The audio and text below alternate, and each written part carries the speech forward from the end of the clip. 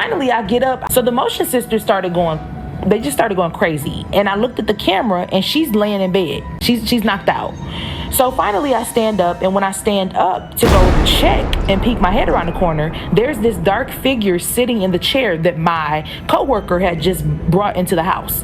Can't make out if it's a man or a woman just yet, but it was a very dark figure, and I heard stomping, but it didn't sound like feet. And then I look over and it has like this cane in its hand, just stomping it on the ground, on the floor. So finally I get up, I run over to my duffel bag, and I get my Bible out, and I get to praying, and it's just sitting there looking at me like, and I said, so you just not gonna go? Like, you just not gonna leave?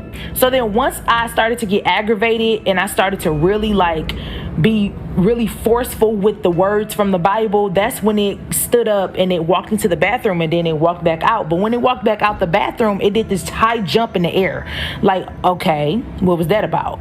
After it did that little high jump, that weird thing, it disappeared from in front of me, but I heard the motion sensor, so I walked over to the camera, and when I walked over to the camera, I see his face, yes, it was a he, in the camera, and he's pointing at my client. So of course I'm aggravated. I go back there and I flick the lights on. I didn't care if she was asleep. I was just worried because I know you ain't here for her.